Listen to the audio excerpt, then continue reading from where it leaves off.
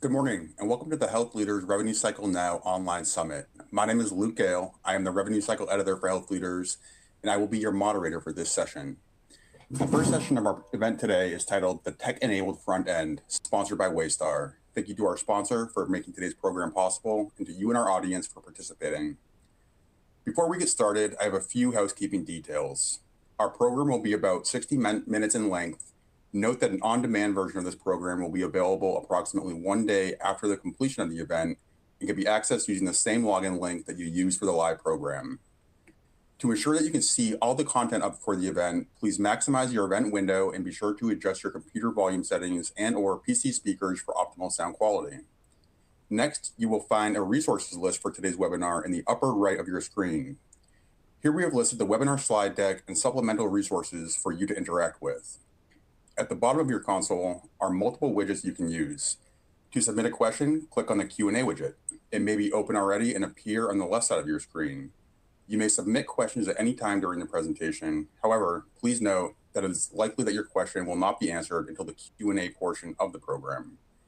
Finally, if you have experienced any technical difficulties during today's program and need assistance, please click on the Help widget, which has a question mark icon and covers common technical issues. At this time, it is my pleasure to introduce our panelists. Welcome, everybody. We have Mijan Ayeb, Vice President for Revenue Cycle Market Operations at Providence, Rahul Banerjee, AVP of Patient Access and Revenue Cycle Management at Inova, and Christine Fontaine, Growth Enablement Solution Strategist at Waystar. Thank you all for joining me, and with that, let's get into our discussion. First, please tell me a little bit about yourselves and your organization. And Mijan, if we could start with you. Yes. First and foremost, thank you, Luke and Health Leaders, for inviting me today. I really appreciate it, and it's an honor. My name is Mijan Ayeb, and I've been with Providence for about a year now, but not new to Revenue Cycle. I've been in Revenue Cycle for over 30 years, the last time I've counted. But Providence is 51 hospitals across 7 states. We have over 125,000 employees across those ministries. And we predominantly cover the west portion of the country. Like I said, I've been in Revenue Cycle for over 30 years, predominantly on the front end. I like to say that I've chosen to be on the front end. And prior to Providence, I was also with Trinity Health, and before that with Optum. So I've kind of seen the gamut of all types of things that transpire on the front end. It's evolved quite a bit in the past couple of decades. So yeah, that's a little bit about myself. Thank you, Mijan. And Rahul, you mind? Yes. Again, thank you guys for having me here. Very excited to participate in today's discussion. Rahul Banerjee, I'm the AVP of our patient access team here at Inova. I've been with Inova for close to 9 years now, but unlike Mijan, I'm going on year 2 in Revenue Cycle. So I am brand new to this. It has been a learning experience for me. And I've spent much of my career, at Inova working within spaces that are problem solving in technology. So I feel like today's discussion is going to be at least in my wheelhouse, and you guys can test me on what I've learned within the Revenue Cycle within the last couple of years. Thanks, Rahul. And Christine, welcome back. Oh, thank you very much. Glad to be here again. Christine Fontaine, I'm a solutions strategist with Waystar. Like Mijan, I also have been in Revenue Cycle for more than 30 years.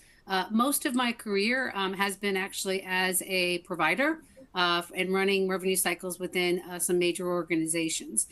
Worked in New York, Maryland for a little bit, kind of did a stint outside in the vendor space, also did a stint at Optum. I think most of us do land there at some point in our career, and ended up in Waystar about 10 years ago. So look forward to the conversation today. Thanks again, everyone, for joining me. And with that, let's get into the discussion. And our first question is, which front-end tasks have you been able to successfully automate, and what specific tools are you using? Are you planning any front-end automation implementations for the near future? And Rahul, can we start with you? Yeah, so for our front end, we've spent a lot of time really focused this year on what are the different tasks that we can automate? And I think that a lot of our focus around technology has been trying to do a lot of different things, pilot it in a number of different areas, and where we've had success, be able to scale those ventures as much as possible. So some of the things that we've worked on include virtual registration, a lot of work around self-service. So things like ED self-registration, e-check-in. We're an Epic shop, so we use a lot of Epic tools to help us, as we kind of progress on our journey, through the automation portions of it. But things like adoption of kiosks, we have them in all of our HODs, all of our ambulatory areas, and we are now piloting in our EDs as well as some of our surgical areas. So for us, a lot of the focus when we talk about automation is really around using technology to help us with self-service type tasks and making sure that we are partnering very closely with our patients to get the information that we need, get it right the first time, get those pieces of information so that we can speed up the registration process, reduce the amount of wait times that people are experiencing in our facilities, and allow people to be part of the process. I think one of the things that we've discovered in doing a lot of these self-service tasks is that patients actually appreciate being part of the process, and it helps them think less about the amount of time that they are spending within our facilities. Thanks, Rahul. And Mijang, can we go to you next? Sure. Yeah, a lot like Rahul said, we've capitalized on the Epic options to automate anything we possibly can. Here at Providence, we use a lot of the robotic process automation to eliminate touches, or reduce touches, I should say, and eliminate manual tasks.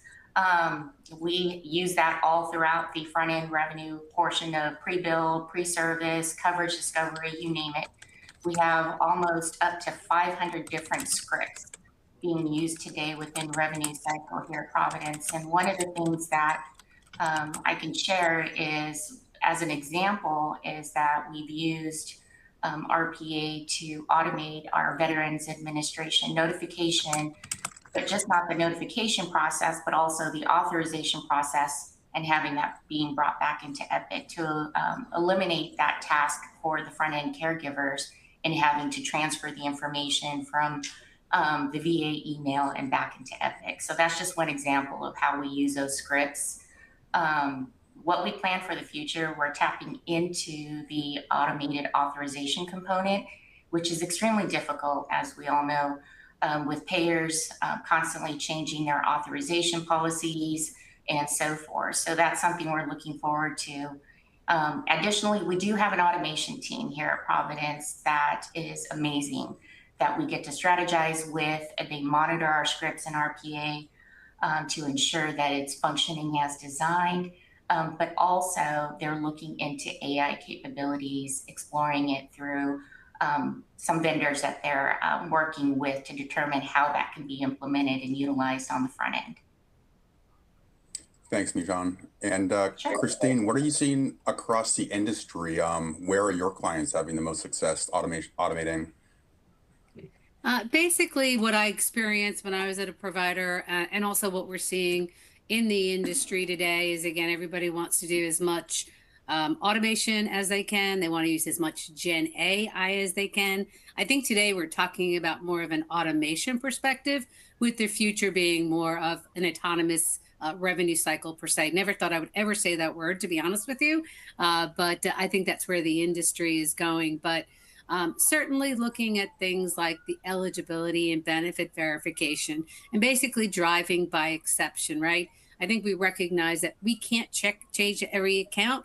We can't verify that. We have too many denials happening on the back end related to eligibility. So being able to drive alerts, custom alerts, out of network things that you can really say, hey, I've got coverage, but you need to look at me because there may be something wrong with this.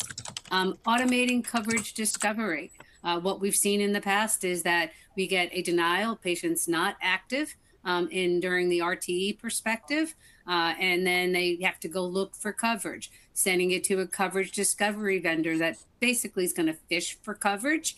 and looking for it, right? So can we do that automatically using a higher database and a data lake of data, not just fishing to your major payers?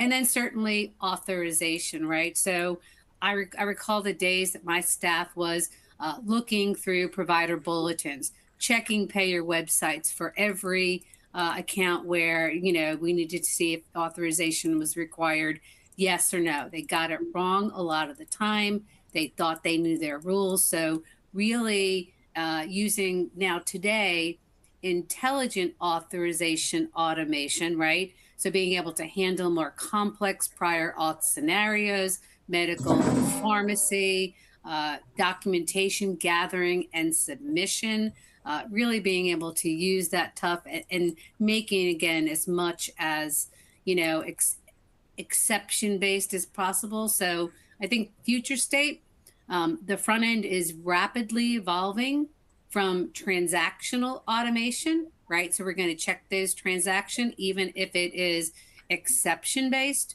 to basically predictive and autonomous decision with tight integration into platforms like Epic and Meditech and Oracle as they open those up, and then enabling a true denial prevention strategy on the front end. Excuse me. Thanks, everyone. Great answers, and we'll move on. Luke, I can take over for you for a second while you catch your breath here. I think, Christine, one of the things you mentioned that I think is incredibly important, that we're doing here at Inova is really around that discovery and eligibility component. We recently, with the help of one of our vendors, implemented a front-end discovery product, and we went live with it early February, and we're starting to see returns on it. I think that what it does really well is with our commercial payers, it's bringing that coverage at the point of service so that we're not fighting these things on the back end. We're finding them up front, which helps our denial strategy overall. It reduces the administrative burden that we have on the back end. And I kind of see, industry-wide, what we're kind of moving towards is this idea that a lot of the stuff that we are trying to do gets loaded on the front end, right? A lot of the technologies that we're trying to implement. And so I think one of the things that I've gone around as I've talked to some of my colleagues and some of my peers who are working in the front end spaces, that seems to be one thing that if you are working on the front end, it makes a lot of sense to bring to the front end a coverage discovery product, whatever it is, but then also pairing it on the back end with a different type of product that helps you capture kind of whatever that maximum amount of coverages that you may not get at the point of service are. Yeah, it has to be done throughout the revenue cycle. It can't be just front end. We've been doing coverage discovery for 30 years, right? And we've done it mostly on the back end. Once you bill your self-pay patient, they don't call you back, right? So you're looking for coverage before sending it to, say, early out or bad debt, moving it up to the front end of the revenue cycle, pre-claim eligibility, upon a denial for eligibility. So doing it throughout those different core processes versus waiting till you make it a self-pay patient. I agree. Thanks again, everyone, and sorry about that. Thanks especially to Rahul, our newest revenue cycle editor at HealthLeaders. Moving on, how do you minimize this? How important are front-end technologies to your organization's broad denial management strategy? And this is something you all touched on a little bit. And which front-end processes are you prioritizing when it comes to implementing new technology and automation? And Christine, if we can just stick with you for this one to start. Yeah, absolutely. So I truly believe that front-end technologies are mission critical to an effective denial management team, right?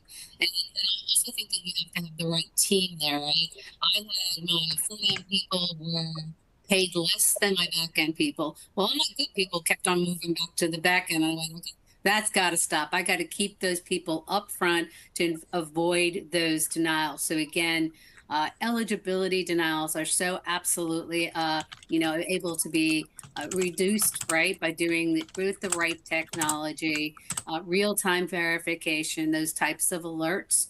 proactive auth workflows, avoids those auth denials. We're now talking about API capabilities. Everybody's moving towards that FHIR API as of January 2027. Again, if we can sue that. And again, the focus is shifting from, I think, basic automation to high impact denial focused intervention, not just transactional based, but let me work top of mind. Let me work those that are top priority, right?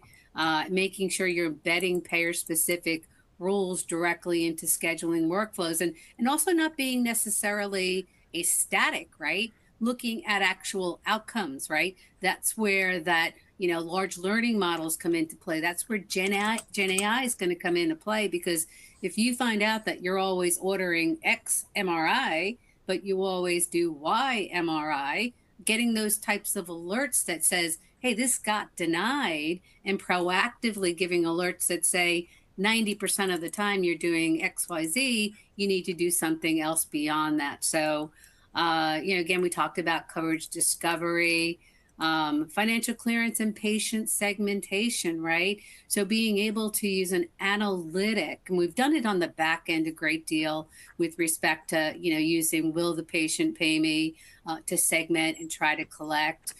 We've used presumptive charity. I've used it quite often in my career, where patients are not going to be applying it, right? But using it on the back end. Well, what we're seeing now is folks that are recognizing that the patient experience is also an appropriate thing that we need to focus on. It probably always should have been the most appropriate, but, using that customized financial conversation to say, can that patient pay me? Will that patient pay me? Drive them to the right workflows is certainly where I think we're going as well. So, front end technology and staffing is no longer optional. It's the control point for denial prevention. So I'll say to that, Christina, just as a layperson, it seems to me that a lot of this work should have been happening on the front end in the first place, like you kind of just implied. So yeah, an interesting answer to me. I want to come back to a couple other things that you mentioned, but for now, let's move to Mijan, and if you could answer the question, please. No, absolutely. Denials are tough these days, right? Payers are getting much more strategic about how to delay payment of claims. Some of the things that we're seeing now is denials on retro eligibility. And we even have the eligibility responses stating that the patients were eligible. So providers are really tasked with trying to stay ahead of these changes within things that are actually causing denials, initial denials, and more importantly, those final denials. One of the things that you mentioned, Christine, is about presumptive screening and charity. That's huge on the West Coast for us. And with HB 3320 in Oregon, those are things that Providence has had to adhere and comply with. And we have patients who are not wanting that charity, but the state's required that we screen them for charity. So some of the technologies that we're looking at is to automate some of that screening and processing, rather than having our caregivers process each of those applications, run through them, having a back-end system tell us whether they would presumptively be eligible for charity or even Medicaid. It doesn't need to be a touch every single time. Like patients who are at 138% or less of the FPL or the federal poverty level, those should be automatic. Those are things that can drive efficiency on the front end, looking at areas where technology can actually handle the task, handle the function, and be a definitive, as opposed to those more complex cases where you do need somebody to take a look at those. But I will tell you that our financial assistance, our financial counseling are one of the major priorities for us, where we want to improve our patient engagement. Because with that presumptive screening, you'll see that patients are eligible for both charity as well as for Medicaid state funding. And so they're not engaged because they know it'll be written off. So what do we need to do to see if we can get them eligible for Medicaid versus the regulations that require us to adjust those accounts off to charity. It's a complex kind of balance. And so that's something, one of the things that we're looking at here at Providence to kind of get a handle on before January 1st of 2027. Thanks, Mijan. And Rahul, we'll close out with you. Yeah, I think that everyone here has done a really good job of kind of answering the call, around what we're doing. I think that the reality is we have to get smarter about the different ways I think that payers are going to impact us from a payer perspective. I think denials are common and easy to look at, but I think more and more payers are just getting creative in the way that they are not getting you to a full 100% expectation of what you should make, on a given contract that you have with them. So whether it is things that they do like retractions, whether it's, down coding, whether it's, things like United is doing with their MCOs around creating more authorizations. What we're seeing is just that there's more opportunity to have faults in a process and to mess something up on the front end that has this downstream impact. So again, it's why I think everything is moving towards the front end and trying to get it right on the front end.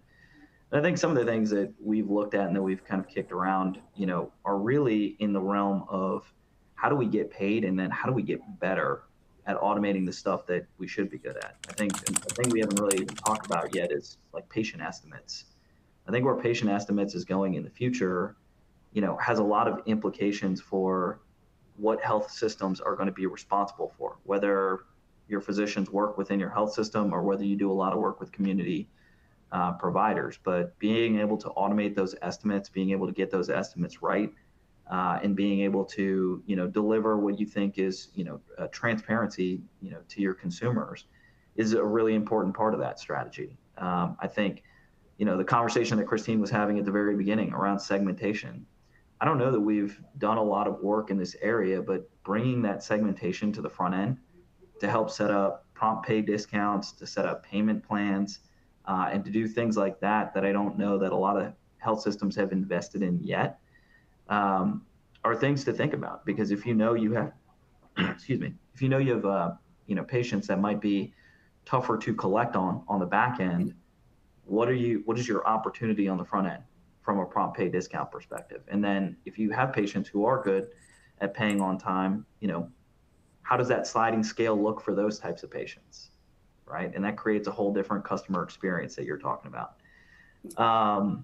So looking at those, I think those are some of the big things in analyzing, what payer behavior looks like. And I think that just understanding kind of region by region what the different payers are doing, those are going to dictate what different teams are doing on their front ends. So for us, a lot of what we're focused on, again, is getting eligibility, right? That's the biggest denial category that we kind of face here at Inova, and the biggest thing that we struggle with on a regular basis. There's a huge federal population that works here. So when we talk a lot about the Blue Cross Blue Shield FEP programs, those are things that are really challenging for us, and those are where we spend a lot of time on the front end, making sure we get those things right. VA programs, TRICARE programs, all very challenging for us, and all where we spend a lot of our time and effort. But I think if we don't pay attention to the other things that payers are doing, that's truly where they're going to hit us in our margins. And that's where we have to have really robust strategies that help ensure we get paid where we can. Thanks, everyone. Really great answers. I have follow-up questions, but I want to make sure we get through our plan questions first. We'll move on. And the next question is, how do you minimize disruption to existing workflows when you introduce a new front-end solution? How is it affecting frontline staff when you're adding a new tool, and how are they responding to it? And Mijan, can we start with you? Yeah, it's a good question. I think you get back to the fundamentals. If you're going to integrate, and what I've seen historically throughout my career is that you need to make sure that your manual processes are solid, and making sure that your processes today before you integrate a solution are tick and tied and that they're proven. That way, the implementation time is actually a lot less. You can achieve the return on investment a lot sooner and what have you. But if there's variables and we're not quite sure how things are functioning, there's not a standardization across your front end process, that makes it very difficult to incorporate another vendor or solution into the workflow, or even to automate things, because then you have variances or you have accounts that might fall out of that sector. So that would be my recommendation, is in order to reduce and minimize the disruption, is to make sure that your workflows are solid and that they are clear and concise. And I know on the front end, it's always difficult, even though you put out a process, even though you think you have a standardization, it's always good to go double check that in person, validate that it's happening the way you think it's happening before you partner with a outside solution.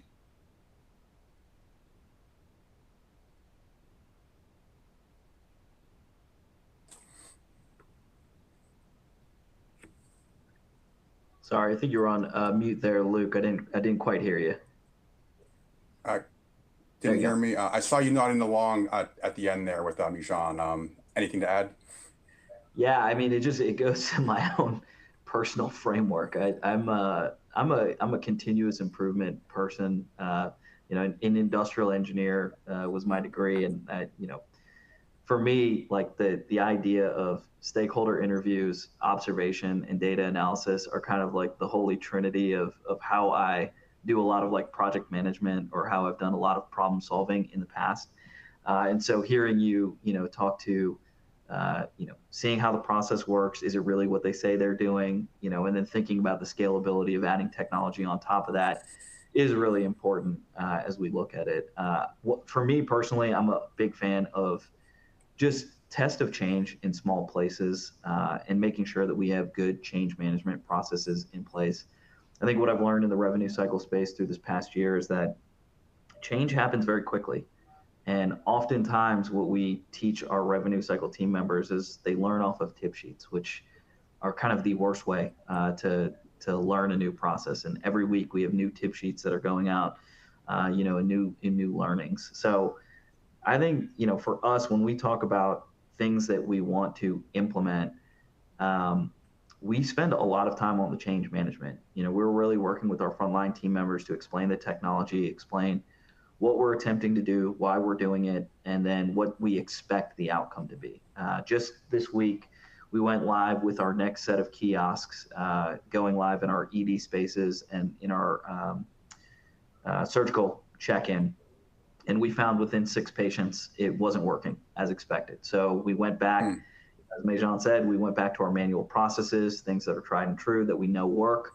And we turned the kiosks off just for the day, got the feedback back to our technical team, you know, and are working with them quickly on a new solution. But these are just the things you have to do. And I think that is one of the things that makes it really challenging, is you have to do the small tests of change. You have to understand the nuances of every place you're going to implement something. And we haven't really quite, I wouldn't say it's not the secret sauce, but like to do a big time deployment, you know, it makes it really challenging, knowing that there are so many nuances in all the different spaces we work. But I think where we've found success is just gaining the buy-in, you know, with our team members who work on the front lines, and having people who are just truly dedicated team members wanting to see this stuff work and wanting to see us push it forward. Great answer. Thanks, Rahul. And Christine, would you agree with what everyone had to say? Oh, absolutely. 100%. I implemented technology so many times to find out that it's going to be this great thing. And then it turns around that we don't get the outcomes that we want because we really didn't align it with, one, the team and their understanding the change and why we were doing it. But I think that minimizing disruptions when introducing a new front end solution, or any solution, right, is usually less about the technology itself and more about how it embedded into existing clinical and certainly revenue cycle workflows, especially within platforms with Epic, where you've got that Epic first mentality, right? Which is it's important. I think the goal is always no new work for end users, better outcomes from the same click. So making sure it's embedded into existing workflows. You're not swivel chairing over to another portal if you can help it as well. Certainly using that native integration standards. Instead of a big bang launch, right? Some people do that. We're just going to do it all. Maybe that's not the right approach. Maybe a phase-based rollout strategy, making sure that you're being successful. Exception-based design. Again, you want to make sure that only surface exceptions are high-risk cases, route only edge cases to your users, right? So again, they're working top of mind. Automate the happy path, right? Everything that's good to go, you're clear. I don't need to touch that, right?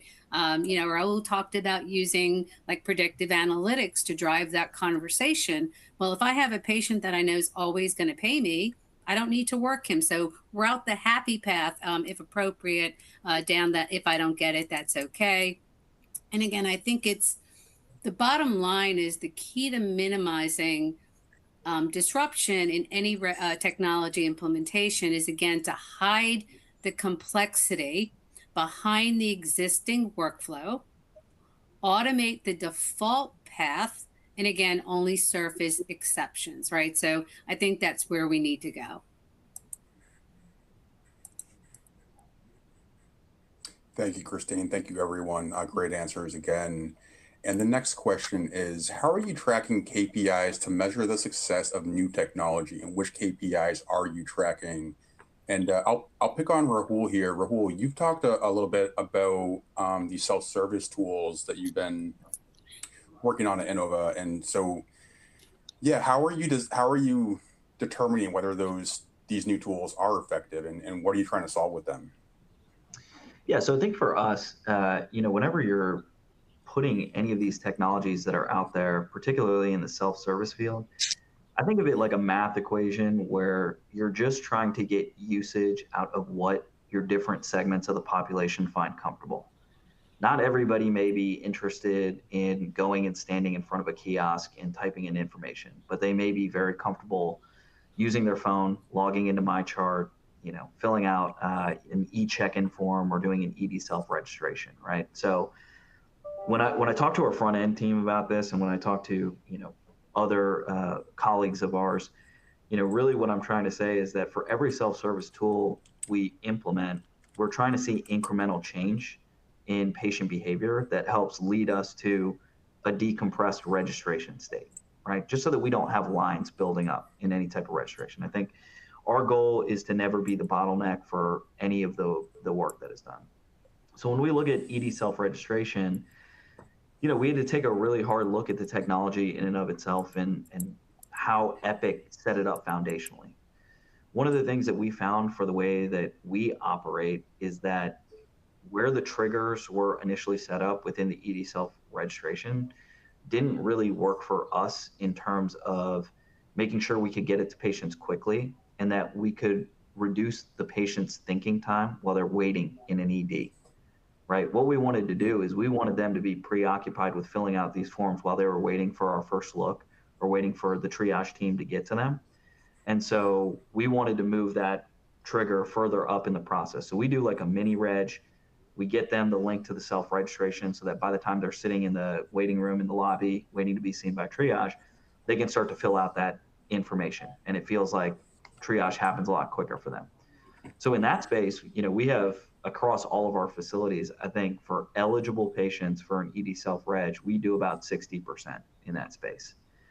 For kiosks, again, the goal of kiosks is to decompress a line. I think if a patient can see a patient access associate sitting at the desk and they don't see a line there, we want to create a good experience for them. So if their preference is to come up front, I'm not going to penalize any of my team members for taking that patient on and doing what the patient expects to see, right?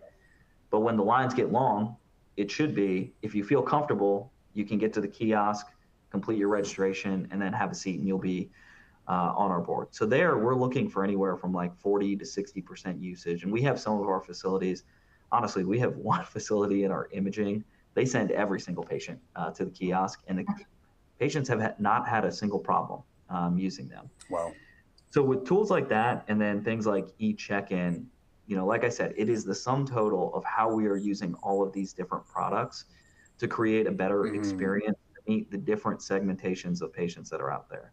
I think we used to think about patients only in like maybe a 2x2 grid of like age and technology comfort, right? But there are many different segments of patients that are out there that have many different levels of comfort. And so our goal is to try to use as many of these as possible to meet patients where they are. And our usage goals of each of those tools isn't necessarily set to be a binary decision of like it has to be 0 or 100% on the KPI.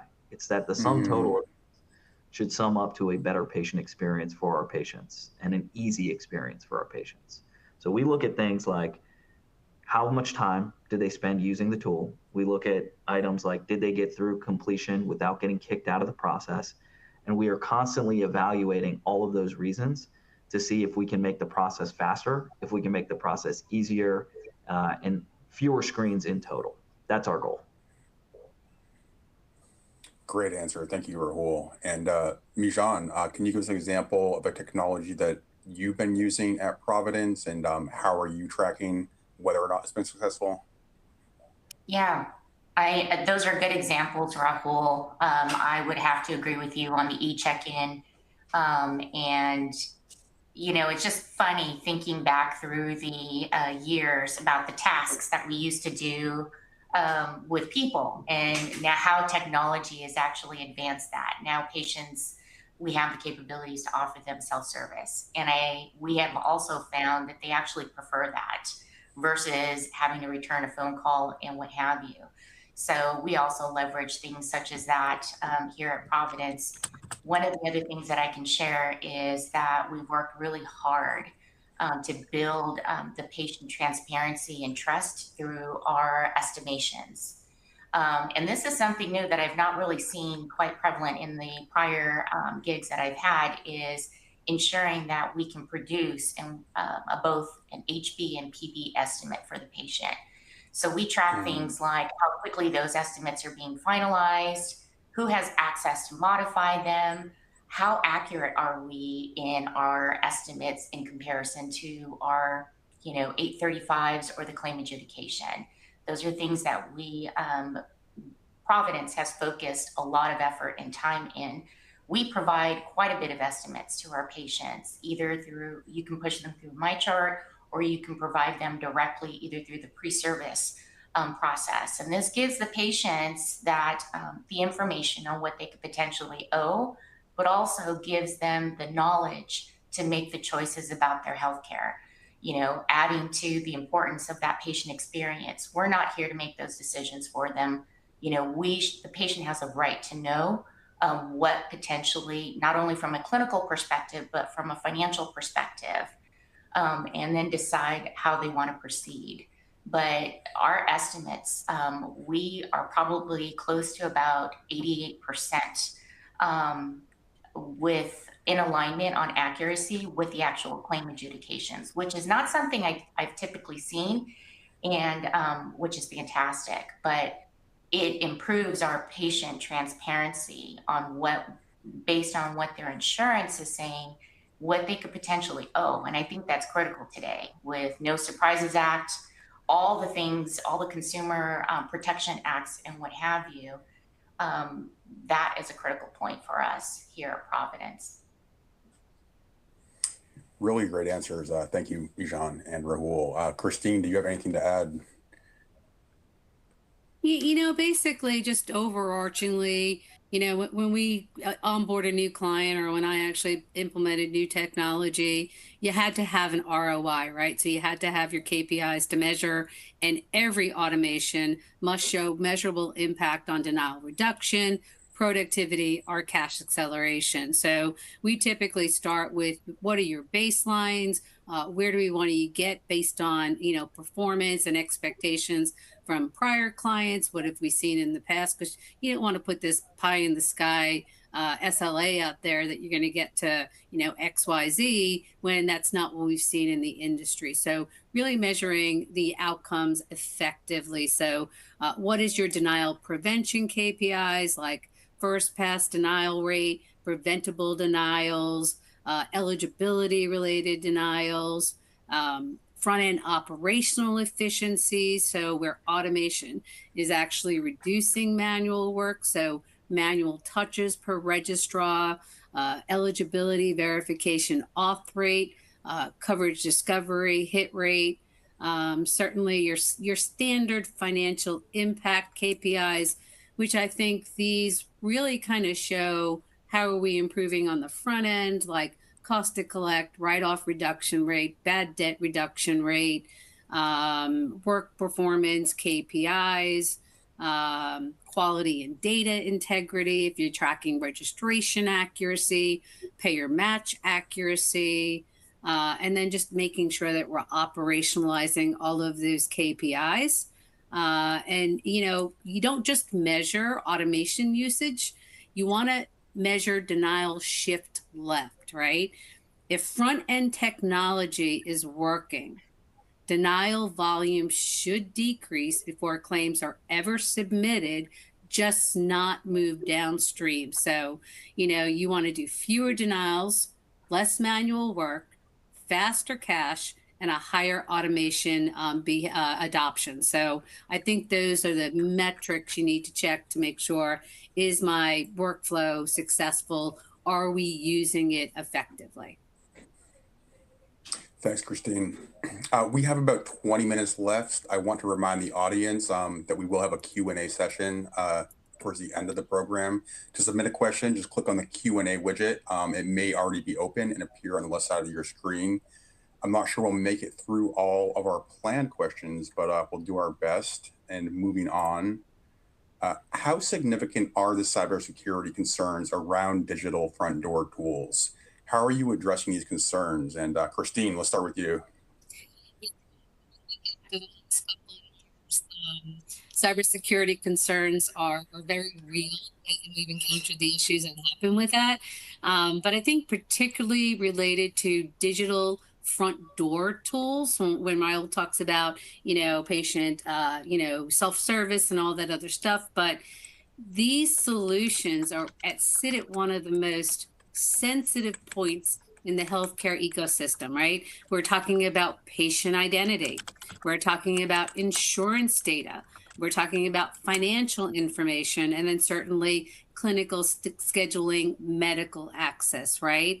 So that said, they are manageable when treated as core infrastructure risks, not as a add-on infrastructure risk, right? So it's important that we actually focus on that.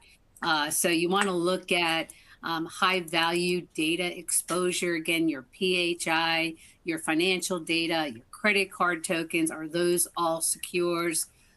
Your large integration surface areas, are your APIs, HL7, EDI transactions, secured? Your third-party vendor connections, the more vendors we have, the more capability that you've got there. So looking at that structure as well. As Royal talked about, expanding those access points. So using those patient portals, those kiosks, those mobile check-ins, those scheduling systems, right? That's opening us up to everything else. So, really just identifying and accessing risk up front, API integration risk, some misconfigured APIs, and again, just really making sure that you've got a zero trust architecture, right? Continuous authentication and authorization at every transaction. You've got those firewalls in there. So if I can get into the living room, I can't get into the dining room, such as based on that.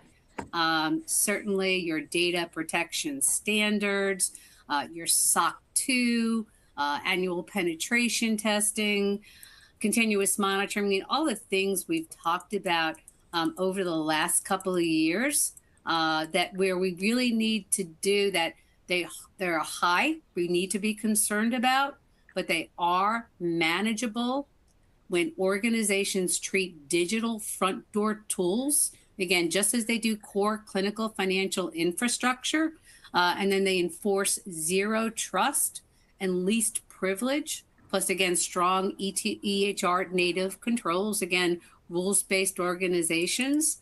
And again, I think that The organizations that are succeed, that avoid those, whether it's within a partnership or internally, are those that don't bolt on security.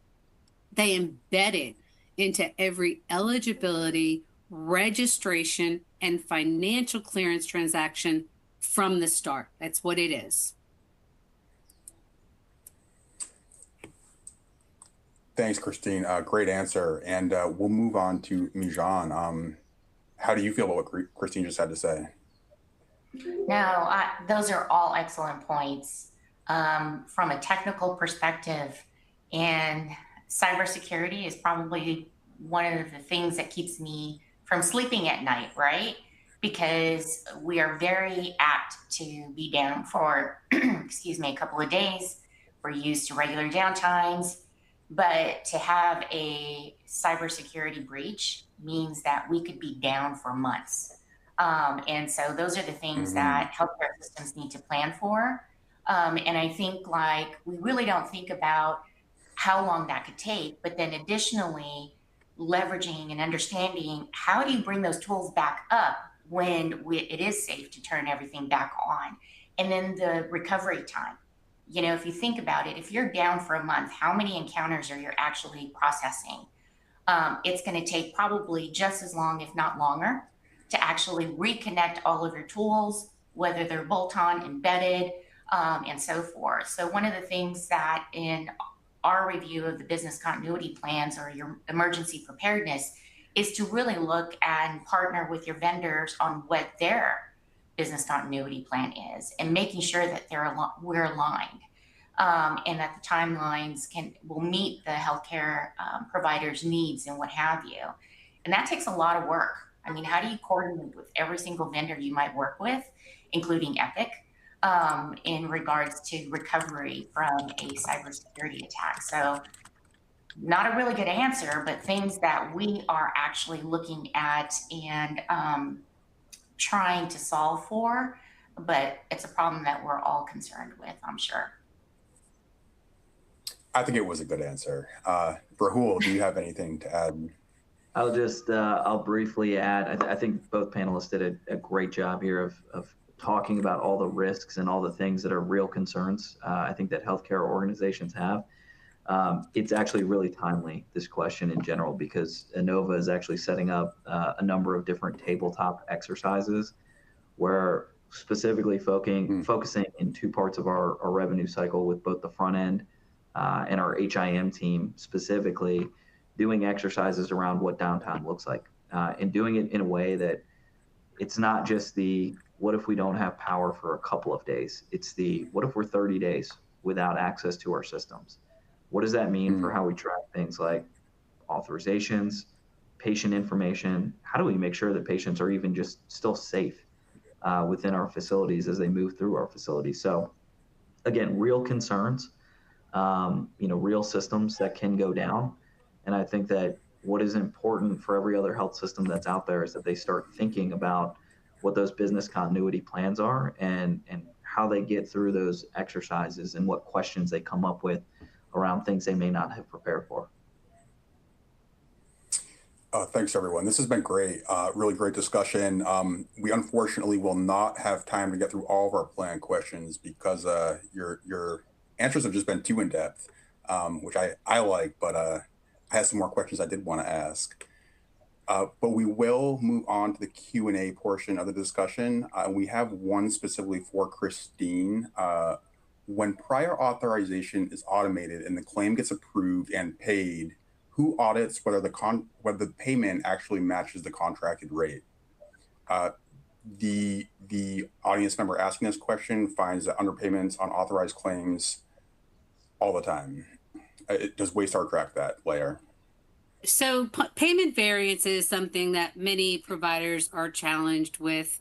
I waver on is it truly a payment variance and the payer is actually paying you less a contract rate? I've seen too many examples where contracts are not loaded correctly. where the contract variance technology does not take into consideration patient liability from the contract rate. So certainly ensuring that if you're using a contract variance tool to confirm if Blue Cross for this HMO plan was supposed to pay you $70 and they only paid you $50, making sure that's an appropriate payment variance. Not sure if the squeeze is worth the effort. Waystar, unfortunately, does not do payment variance at this point in time. So you have to get a good contract variance vendor that, again, loads your contracts, loads your remits, and then does the comparison that way. So. Thanks, Christine. We'll move on. Anything to add, Rahul or Mijan, to that? Is this something that you're doing at either of your organizations? Is this a problem that you encounter? I think for us, I mean, we do. Oh, go ahead, Mijan. Oh, no. I was just going to say, absolutely. I don't think any of us are exempt from dealing with payer authorization issues and variance in actual allowables and reimbursements. I would have to agree. You need either a tool or a team working on those variances. And the other piece to that is payers are now retroactively pulling their payments and saying, oh, we mistakenly paid for this claim and they were not eligible at that time. You know, that's not something I saw 20 years ago. It's now prevalent now. So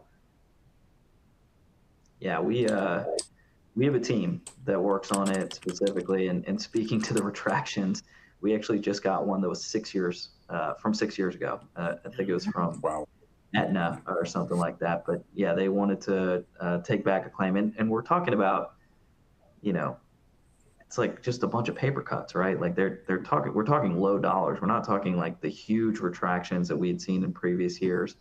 We're talking about like $300 here, $400 here, $100 here, where you have to really weigh the cost of like, what does it take to fight this? Now, luckily on our end, I think we have a lot of teams we have teams that specifically look at this type of payment information. And so because they are usually so on top of it, we know exactly, you know, what our escalation paths are going to look like in going back to each of these payers.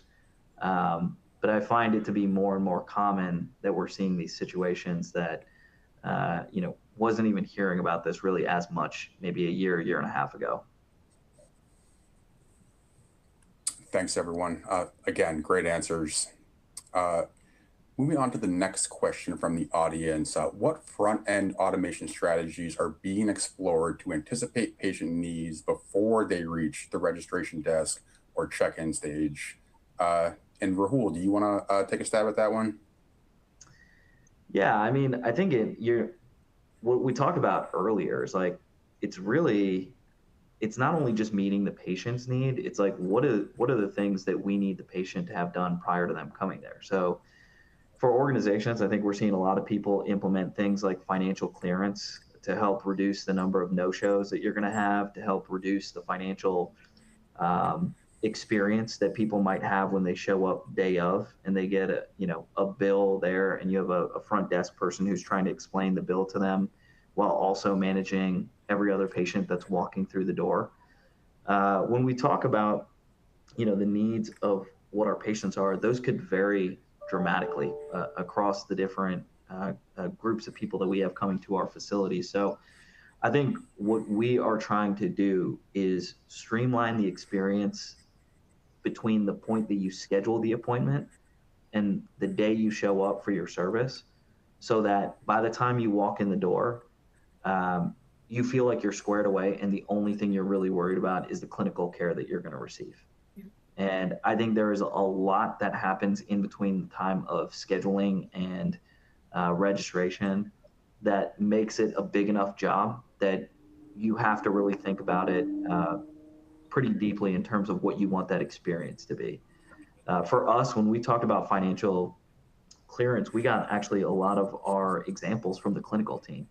When we started implementing these pre-evaluation clinics, that kind of gave us the idea that, you know, if our physicians are really worried about the experience that our patients are having from a quality perspective, coming in, making sure we interview them ahead of their scheduled date of service, making sure that we get their drug administration correct, making sure that we know a little bit more about the patient before they come in for their scheduled surgery. We should be doing the same thing on the financial side to create that same experience for them so that by the time they walk in, they know exactly what they're walking into. And I think that's what we spend a lot of our time on in terms of making sure that those things are clear, because a lot of times what we will find out in that process between the time they schedule and the time that they've set up their data service is the patient may want to go back and opt for a different type of service or a different level of service. And if you wait till the day of service to figure that out, you're wasting a lot of time for the clinical staff as well. You're wasting a lot of time for the patient. You're wasting a lot of time for the team. And so the more we can identify those things up front, the better off we are down the line. Thanks, Rahul. Majan, anything to add to that? The one thing that comes to mind in addition to what Rahul shared is, the self-service component that we spoke of before. Give patients options to get some of this financial clearance work done prior, and give them the option not to have to speak to a human being. It's takes a lot of time to make that connection today. And I know we've said it for decades, but everyone's got this little computer in their hand and it never leaves their side. So anything you can do to have them be able to provide the information you need. And there's a lot of technology out there where they can upload their cards, insurance information and things of that sort. I never pre-register myself with a person. I'd much prefer to do it. Send me a text message. I'll give you all the information prior to any visit. They even ask for payment at the time, but they give you the option to pay it at the office. So I think the more options we give to our patients, the better. That'll help with the experience, but better equip them to understand, what to expect on the date of the service as well. They're smart consumers today. Thanks, Majan. And we are just about out of time. So Christine, any final thoughts from the panel? You get to close us out. No, I'll just agree with as much as we can do digitally. I was thinking about, I get text messages from my doctors all the time. Check in, put your credit card on file, make your payment, right? Everything's good when you walk in that office. Moving more to that, we all have our cell phone literally right next to us 24/7. So moving our patients to that experience, regardless of the demographic, everybody's doing it now. To give them that option that you can. And again, using predictive analytics to personalize the conversation with them, even if it's digitally, I think is where we need to go as an industry. Thank you, Christine, Majan, Rahul. I really appreciate your time. Really appreciate you joining me here today to talk about all of this. That is all the time we have for today. In closing, please note that if you registered for the second panel of the summit titled The Patient Experience as a Revenue Cycle Priority, a live clickable link will appear at the close of this session to take you directly over to that program. If you have not registered for that program and wish to attend, you will need to click that link and fill out the registration form to gain access. I want to thank our panelists once again for an excellent discussion and our sponsor, Waystar, for making this session possible. Finally, thank you to you and our audience for participating. We hope you enjoyed this session, and we look forward to seeing you during our second panel of the summit. Thanks again, everyone. Take care, guys. Bye. Thank you.